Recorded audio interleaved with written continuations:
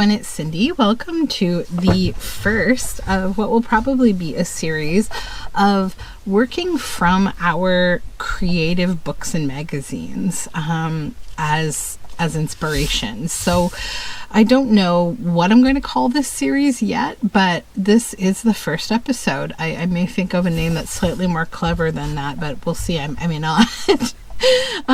So if you've watched my recent thrift haul, I got a whole stack of these older Somerset Studio magazines, and I've decided to start to kind of go through them and look at what kind of projects that I would do from them.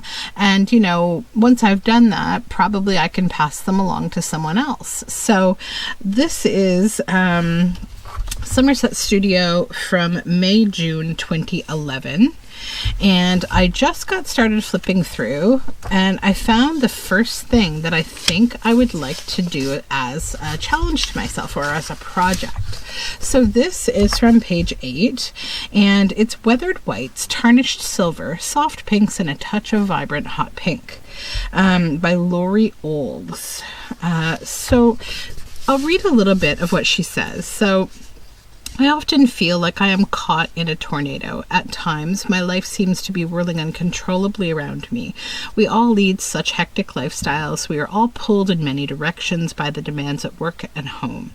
When I have a moment to myself, I turn to my art to provide the necessary calmness I crave in my life. If you could take a peek into my everyday life, it would look like a swirl of bold and energetic colors hovering around me at all times, which is not very conducive to relaxation.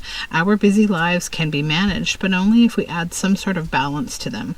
So when I use my art for that much needed creative outlet, I always choose something neutral, soothing neutral colors that remind me of my true passion, vintage papers.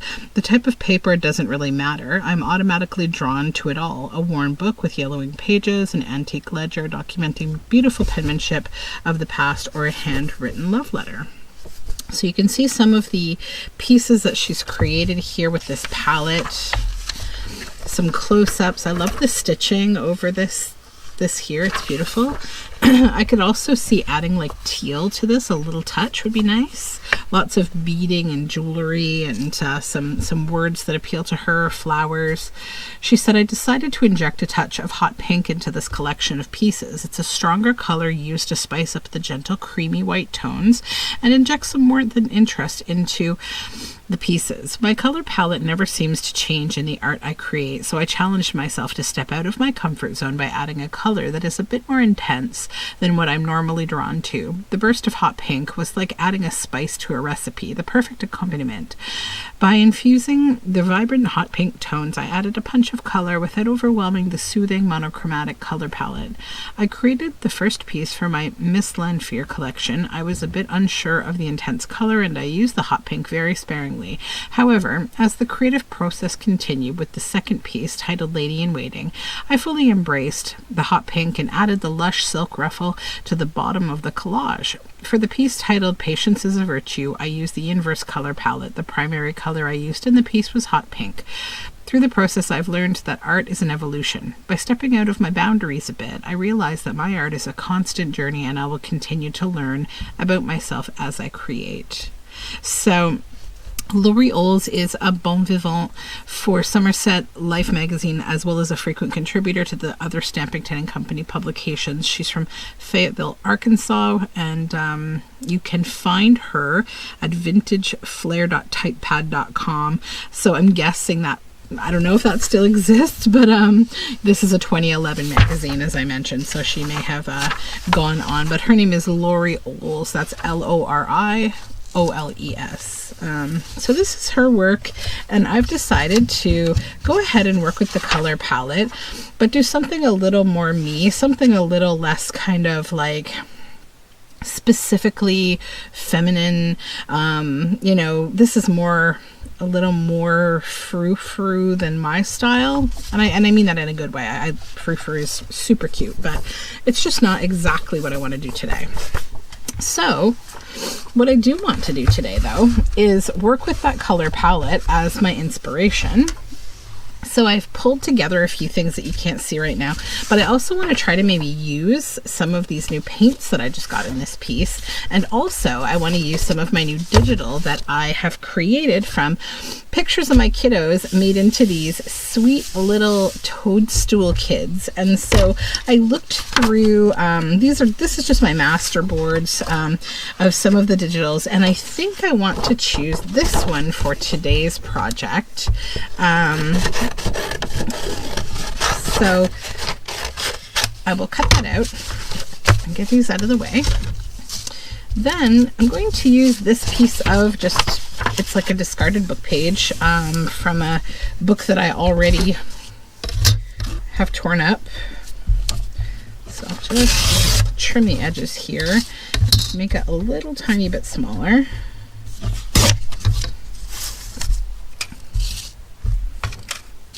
I want it to be about journal card sized so that it can be used in a journal. There we go. Okay. Some sparkles hanging around here. So now I need to think about what kind of a background I want. So our color palette, actually I can probably just pull some of this paper right off. I just laid these on here so I could scan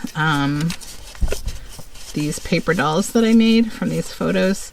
I can actually just probably tear the background right off of the paper doll.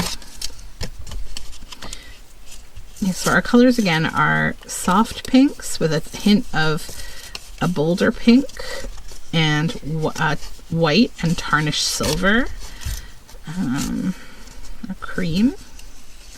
This one has to get cut. I didn't glue these down super well because I knew I'd be wanting to take them off again, but sometimes the glue wants to stick a little, and that's okay. That's its job.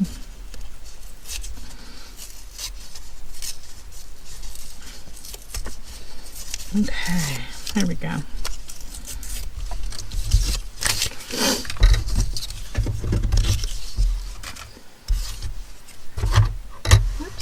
So I think what I'm going to do first maybe is just add a little bit of something to this background here. I think I'll start with a bit of this washi tape that I think is really cute.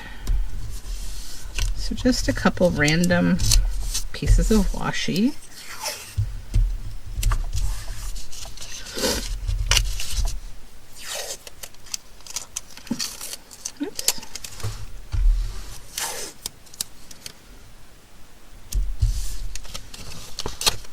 Okay.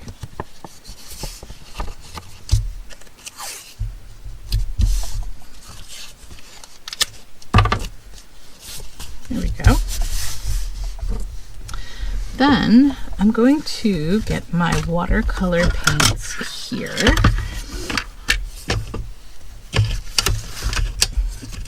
And I don't know if I want to immediately glue this down as my center piece and then go around it. I'm not sure.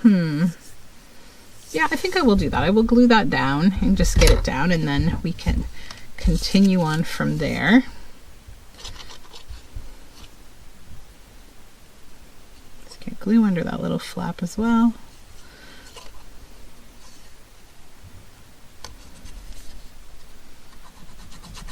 Oops, we have a clogged bottle.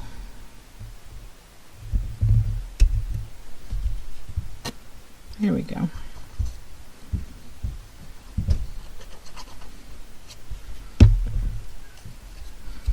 Okay, I'll just pop that here.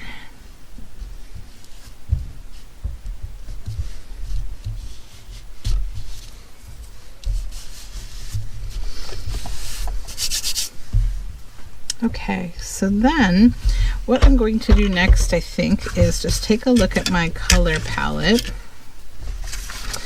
And I think this is really nice. I think I'll do some of that in the background and then maybe some of this pink up front, because we're trying to stay with the soft pinks, but then this could be the kind of more intensive pink. So I think what I will do is start with this one. And I think I just want to see if I can change. I don't know if I can change the color of the toadstool very much, but we'll try. Just kind of paint on top of it to just pink it up a little. And also just let the paint kind of go around it too. Just got to get this a little wetter so we get a little bit more opaqueness.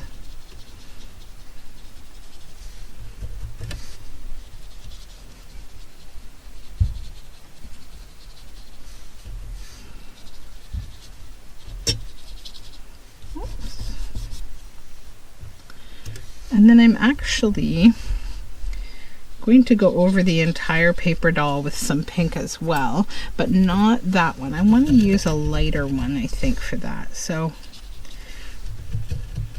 but I do still want it to be a little more opaque. And a little more water.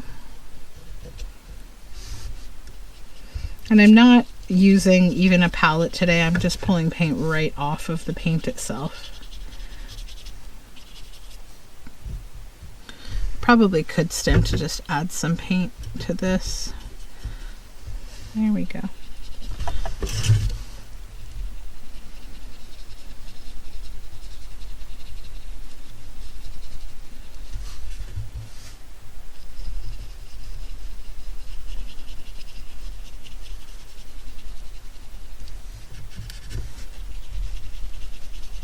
This particular paint shows up really, really well on black.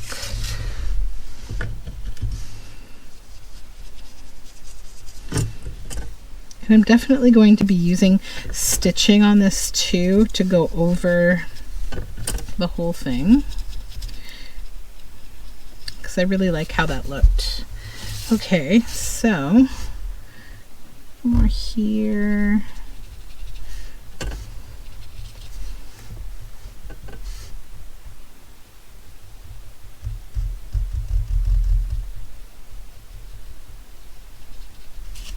And then just blot it a little.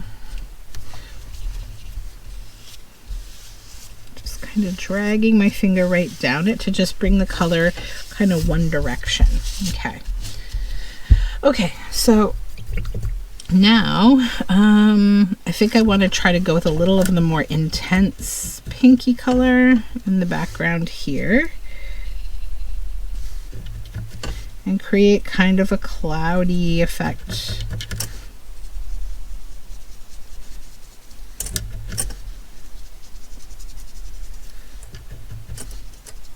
Now, because the washi tape is, you know, plasticky, papery plasticky, it's going to take the paint a little different, and that's okay.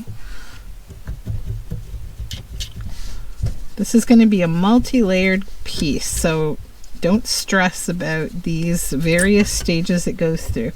That's something that I think a lot of people get really, they kind of like cut their work, the potential of their work by getting stressed out if something doesn't look as perfect as they hope it would while they're in the process. So just trust the process, keep going, and you know, you'll figure it out. Okay. So I think for now that's good for paint. Then I want to, I think, add obviously a lot of like lace and pinks and stuff to this, so I'm not sure how I want to lay the lace or not lay the lace and what kind of lace. It would almost be nice to have a really, really thin mesh netting, but I don't think I have anything like that. I do have a lot of different withered white kind of laces.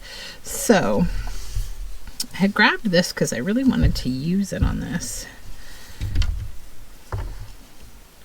So I might make that one of the layers just down this side. Because I'm thinking like textures in the background and colors in the foreground probably will be the way to go with this. So what I'll do now is just cut this. Oh, these are terrible scissors. These are all terrible scissors. Hold on. Okay.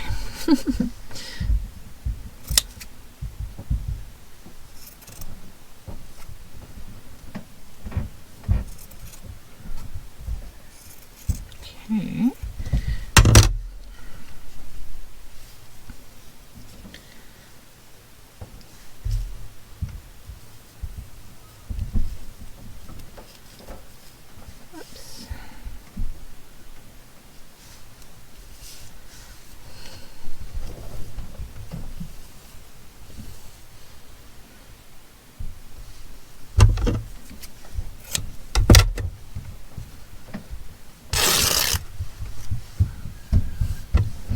My kids are so rowdy upstairs. If you can hear them, I don't know, but they are very wild. Taking them out soon, just kind of waiting for the sun to come out a little bit and it to warm up, hopefully a little, because it is so cold right now. Yeah, I think that's the whole direction that we're going to go. I might add now a bit of glue to just keep everything that I've put down so far in place, because we're going to start building layers here. So, and I am going to be stitching, so I'm just going to add kind of glue, just Fabri-Tac, a little bit randomly to just tack this down in place, because I'm not too worried about it being the only thing holding it. So I know I want one strip of my fabric there, and I want another one up here.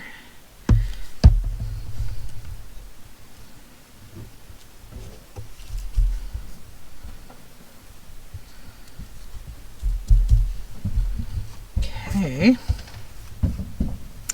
And then I've got these things for the kind of tarnished silver bits. So I think I'll start to build on that a little bit as well. And I've got lots of flowers, I've got threads.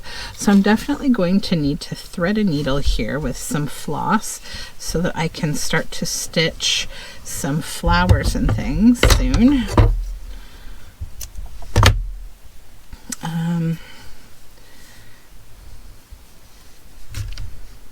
Okay. But let me think about, is there anything else I'm going to want to stitch on before I do my initial stitching? Be a bit of this. And then I have this kind of weird cotton jodhpur fabric. And it's in the colors that I want, but I just want sort of little hints of it, and I might even make like a kind of a tatty flower or two with it.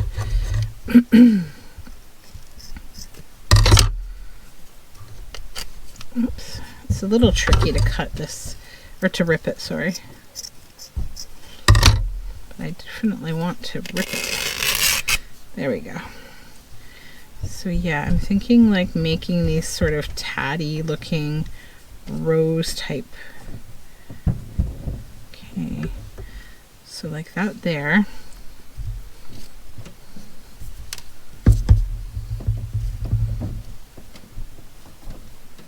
I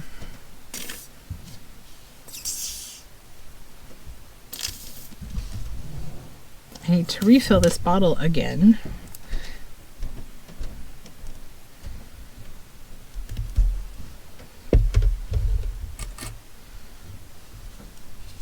Like that. And then I will add the little stitchy bits from the middle that came out, and maybe another similar kind of accent with a flower. I swear my voice is squeaky today. I don't know why. I feel completely fine. Okay.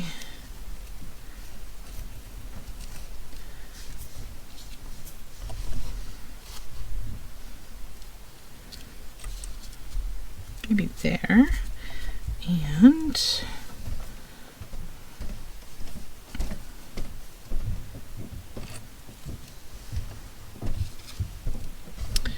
that there.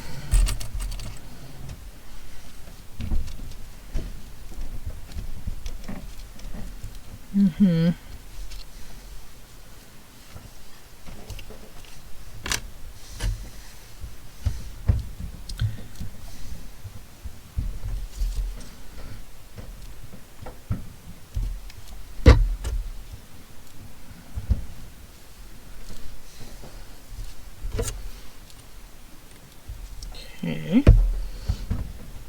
This there, and maybe I'll take this little tiny bit and plunk it in the middle.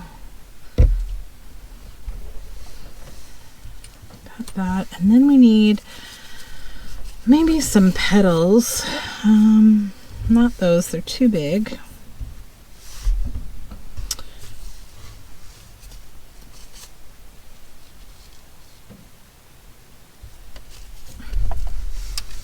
Take all this plastic out of here.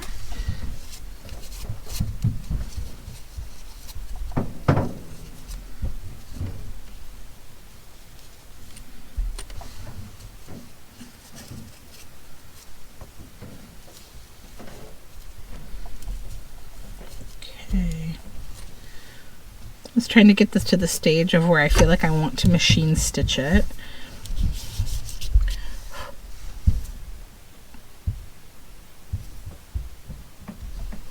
Okay, so I think that I've done enough embellishing for now, maybe to get to the stage where I'm going to stitch. Actually, I might add this one too, just this little.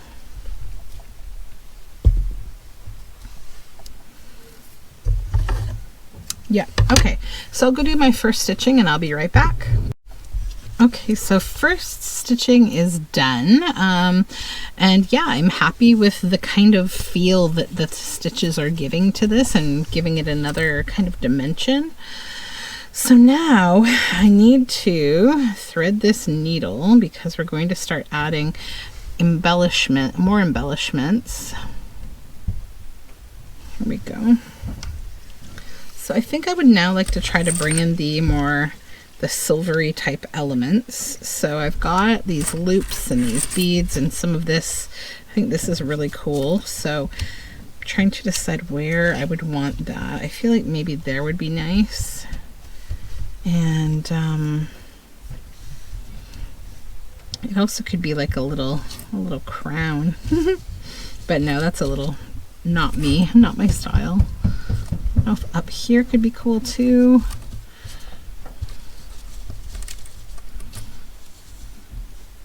Actually, I kind of like it there. That bit anyways. And then I will stitch on some other bits, maybe. Yeah, actually, I'm going to put that down there. Look what happened. Sorry, I had to solve a little person problem. Okay, so I'm just going to tie a knot here with these sticky fingers of mine. And yeah, I'm gonna get this on here, and I'll probably pop a little glue under it too, just because that will hold it in place. I need to fill this bottle today. Oh my goodness. I feel like I'm always filling this bottle. Okay. About there. Whoops. Okay. Just hoping it will hold on to it a little bit so I can stitch it on. Then I also want to create a few of these little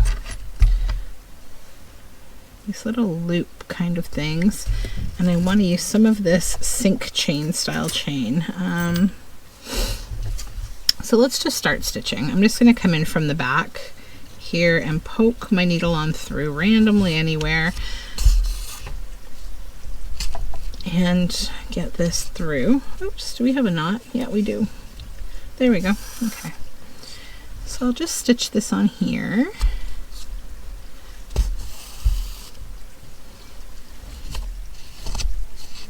Okay, just going to put enough stitches in here to just secure this down. I don't need to use stitching really to embellish this piece.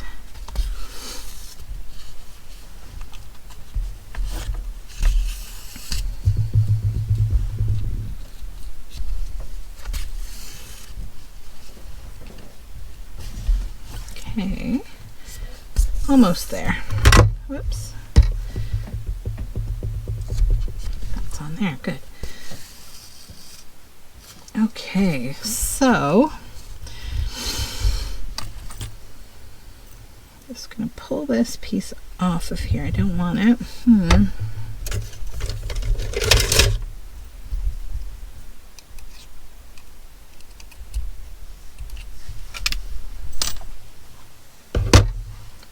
Okay.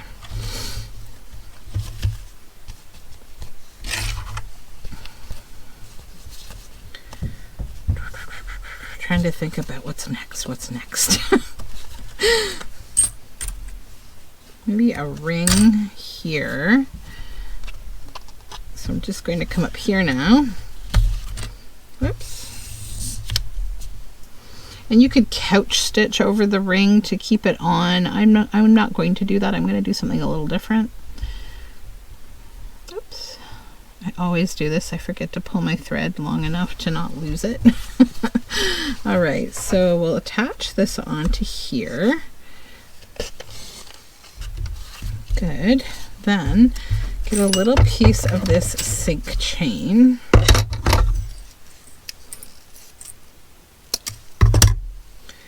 Bring this back up through here.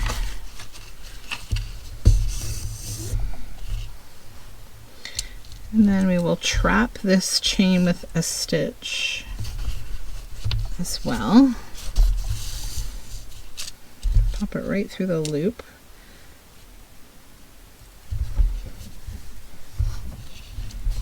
Pull that tight and come back up again and just add another securing stitch to trap that again. And don't worry what the back looks like. We're going to be backing it anyways. Okay, so now we have those. Now I feel like I just want to maybe outline my paper doll a little bit. Where is it? There it is. With my graphic pen.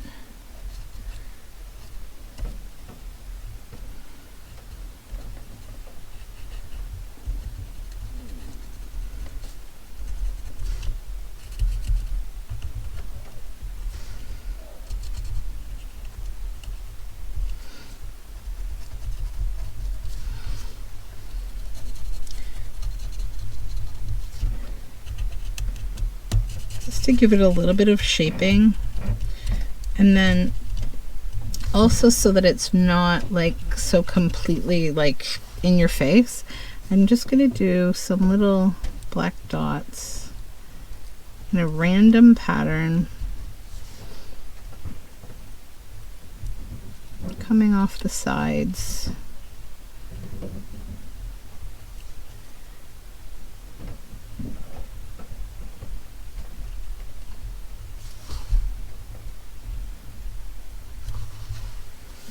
Okay, and then I may actually just outline the eyes a little bit with this.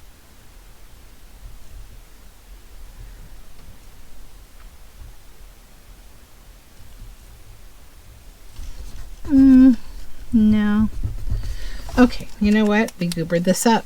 Okay, so this is like what happens when you experiment, right? We make some mistakes. So how do we fix them? The nice thing about digitals is that you have more. Except in this case, I don't have more of that particular one because I haven't printed it out. So I'm going to do something different again.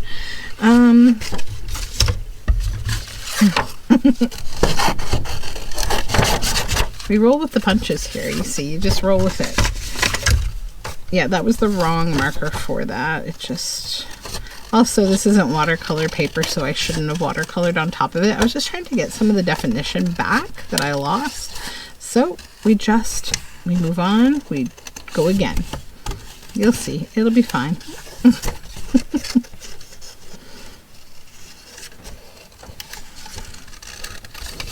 Okay.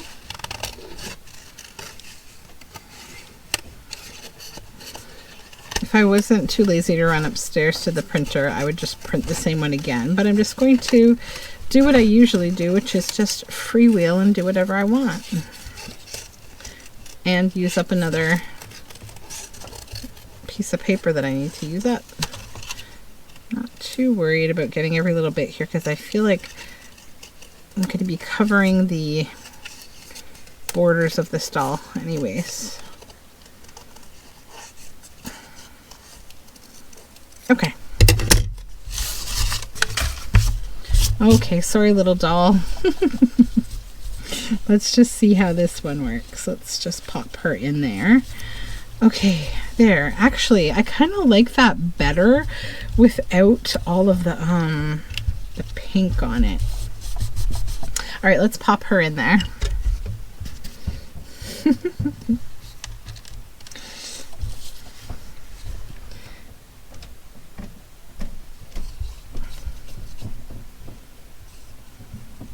This is why digitals are good. Because then you don't ruin like something that you don't want to. I'm just gonna pop her little foot underneath this jewelry that I've stitched on here. There we go. Pop her back on. And the only thing is that I've lost the stitching on top of the dress, which I liked, but I don't know. I don't know if I want to repeat it or not. I could, but I don't know that I want to. And I want to stick her little arm underneath this flower. That's all very gluey. I'm just going to hold it down for 2 seconds here so that it can... There we go. Okay. So you know what? I think instead of using watercolor paint on the doll, I'm going to use some oxide, which I have right here, Distress Ink, in Milled Lavender. Milled Lavender is not as purple as one would think. It's actually far pinker than it looks. It's quite pink. And then I'm not going to put any on the face of the doll. I'm also going to use some of this to just fill the back white area in a little. Okay. There we go. Okay. All right, nothing bad happened. We're all good again. Note to self, don't try to draw your children's faces. Okay.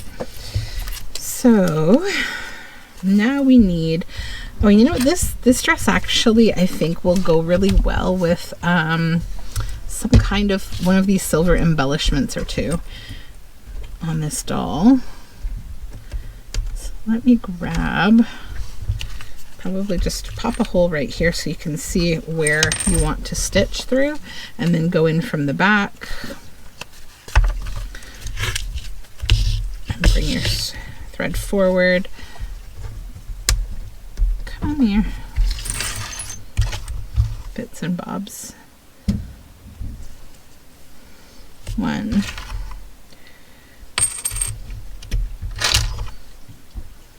2.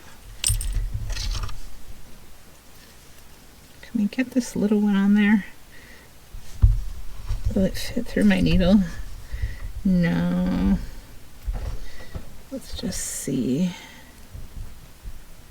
Need a smaller needle for this one, I think. Okay. That's okay. I have smaller needles right here. Will this one fit through, or is the... Nope, still too big. We need a really fine one. Do I have a really fine one? Maybe this one? Yes, okay. Rethread.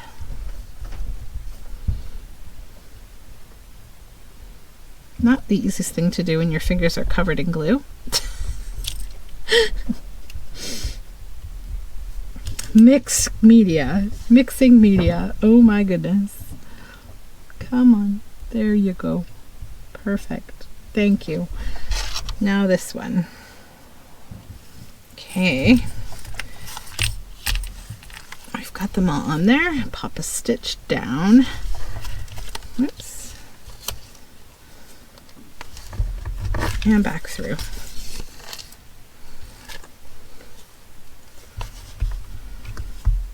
Okay, come back again.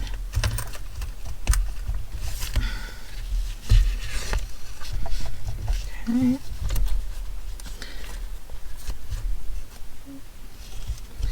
Oops. Where did my needle go? There it is. Okay. So slippery to hold on to everything. All right, I want that like that. Okay. There we go. Okay, so yeah, now we have this kind of freeform loopy bit, and I might put one more stitch through here on this side, just to hold it over here. It's just like couching, right? You're couching your loop down. There we go. Okay. Get this string out of there, and then I'll just go on the back and tie a bit of a knot, just bring this all together.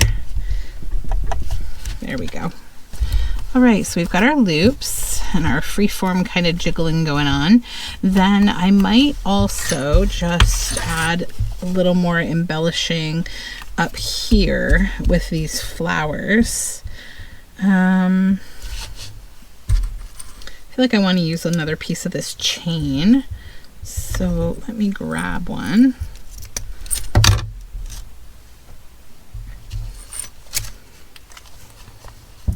I'm going to travel all the way, I think, over here to this side.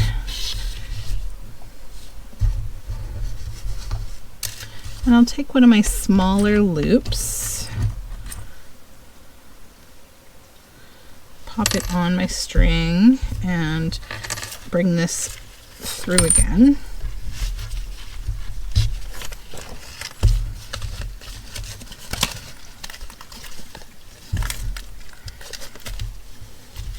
Come on. What have I done here? Hold on. Okay, and then grab a chain, another chain, and just trap it inside the thread loop before you go all the way down to the card. Like so, and pull it tight. Okay, and head right back through in the same spot nearby, and pull that nice and tight. And then just make sure you trap your chain at least one more time to get a couple good stitches wrapped around it. There we go. So yeah, it's there now, and it's not going to go anywhere. And then I'm just going to add another stitch up here. But then I think I want to use another little bit of flower petal, and maybe another little piece of this or something else, possibly something else. I don't even know. Yeah, I'm thinking one of these would be cute up here to just add a little something.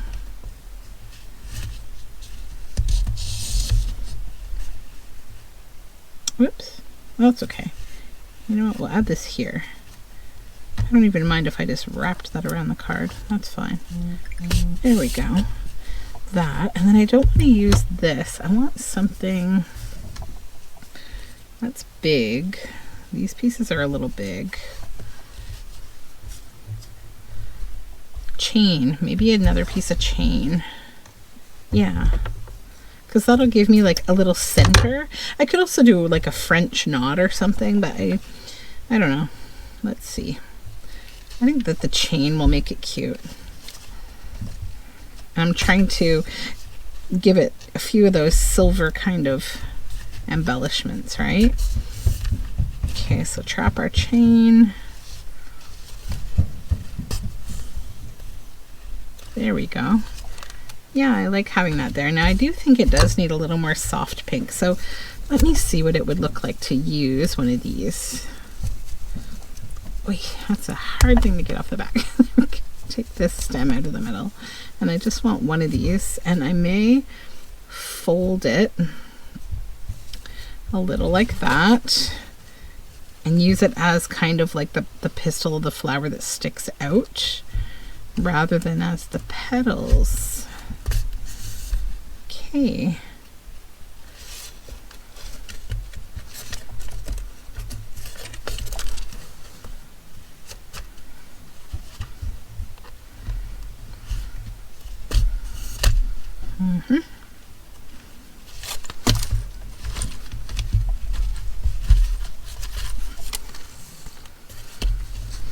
And then we just got to make sure we don't trap all the chain here as we're coming back down. Get it out of the loop.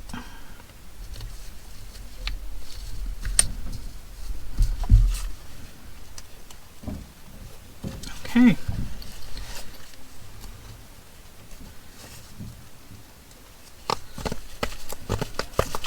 There we go. Get out of there. Sorry, this is a little tricky because again, we're making layers.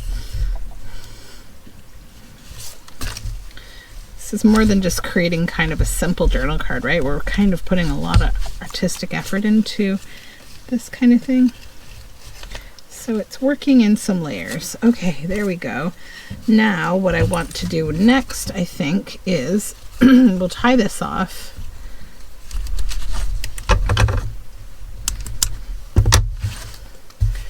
Okay, push all this out of the way. All right, so now I think I just want to add some lace. It talks about weathered whites. That's a little thick. But this I really love. I think I'll go with a piece of that. Right down the side here. So let me just flip this bottle and I need to find... I've got both of my pins out of my glue here and I'm probably going to lose them if I don't find them now. There we go.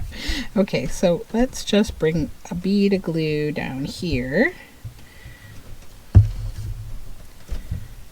Then plunk this here. I think it's so fun and floral and it just really fits with my little toadstool girl here.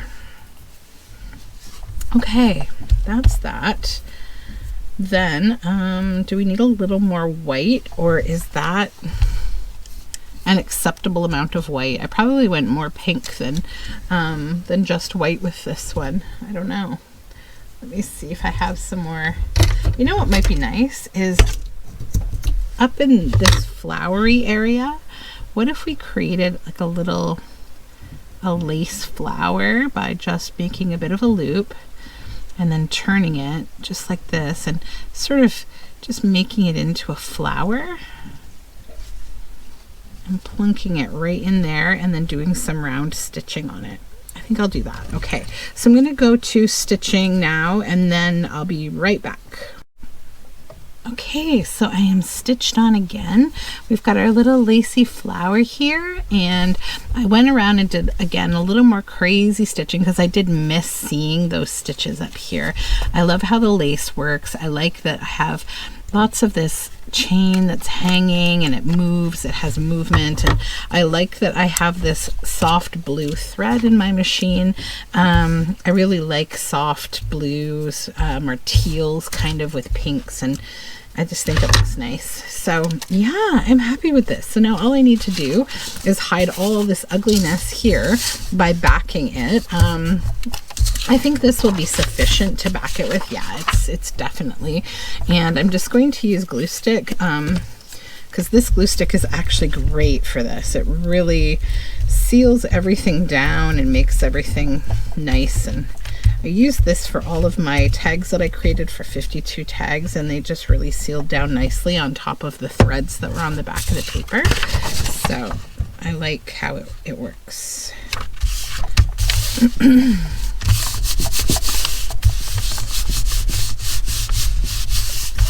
of give that a good rub, and then come back over here and just trim around paper.